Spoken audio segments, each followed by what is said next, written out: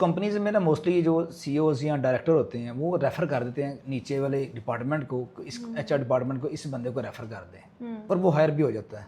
बाद में पता चलता है कि ये बंदा इस पोस्ट के लिए तो एलिजिबल ही नहीं था। तो इसके इस तरह की पोस्टिंग पे कंपनी पे किस तरह के असरात होते हैं? डेफिनेटली कंपनी में एक तो कल्चर बहुत टॉक्सिक होता है, आपका जो अच्छा टैलेंट है वो कंपनी में आता नहीं है, और जो लोग आते भी हैं वो फ्रस्ट्रेट होते हैं क्योंकि लोग बहुत ज़्यादा मेहनत करके एक डेजिग्नेशन के ऊपर जाते हैं, और जब उनको पता चलता है कि ऐसी कोई हायरिंग हुई है या कंपनी ने बिना वेरिफिकेशन के किसी को हायर किया है, तो उसके बहुत गलत ऐसा साइकोलॉजिकली भी जाते हैं। और डेफिनेटली जब मेरिट पे नहीं है तो वो आपको वो काम नहीं देगा, उसके काम करने के लिए आपको एक और बंदा हायर करना पड़ेगा।